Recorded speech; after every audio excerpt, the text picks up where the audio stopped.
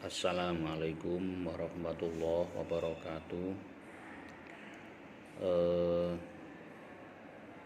2 minggu ini saya lumayan terlibat aktif dan peduli tentang dinamika NU, khususnya di PBNU saat ini. Saya mau menceritakan sedikit tentang pengalaman saya ketika 2006, ya, sekitar bulan Maret April 2006 saya punya pengalaman di Iran, di Teheran. Saat saya ketemu dengan seorang jenderal, kebetulan beliau adalah atase keamanan, seorang jenderal atase keamanan di Iran. Setelah beliau tahu kedatangan kita berlima yang notabene adalah mahasiswa resmi yang dikirim oleh PBNU untuk belajar ke Iran, maka saya menangkap beliau mau menyampaikan sesuatu yang urgent. Waktu itu gitu, lalu kita diskusi, sharing, ngobrol sampai larut malam begitu. Yang menarik menurut saya, setelah beliau tahu kita berlima adalah kader dari PBNU yang dikirim belajar ke Iran, beliau bilang begini, saya setelah kerja di Iran ini sebagai atase keamanan, saya baru tahu ternyata Islam itu bervariasi. Ada Islam Sunni, ada Islam Syiah, ada Islam Wahabi. Dengan lugunya seorang jenderal itu mengatakan begitu.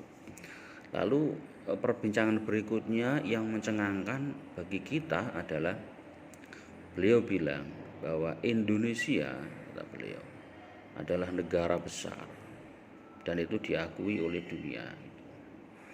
Bahkan kebesaran Indonesia sebagai negara besar itu jauh sebelum merdeka. Maka setelah Indonesia merdeka, kebesaran negara itu selalu menjadi incaran oleh negara-negara lain itu kan, baik negara tetangga ya, maupun negara-negara yang punya kepentingan dengan sumber daya alam Indonesia.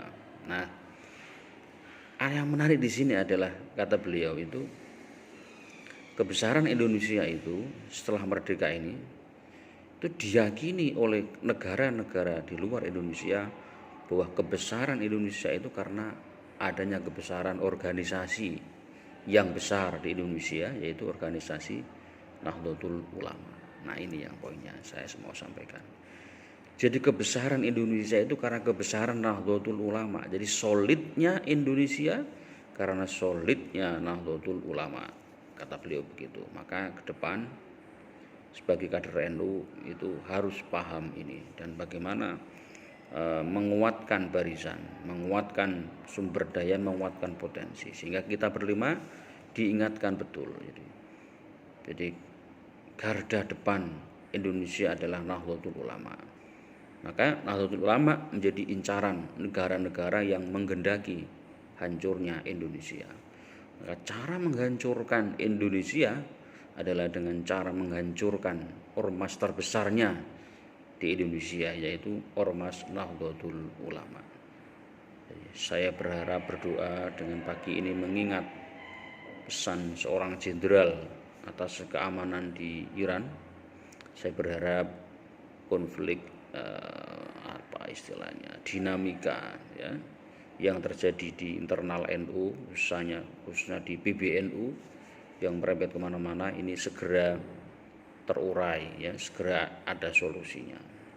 Demikian saya Haji Sohibul Itmam, Wakatib Suriah PBNU Jawa Tengah, sedikit mengeksplorasi pengalaman saya waktu studi di Iran pada sekitar bulan Maret April 2006 yang lalu.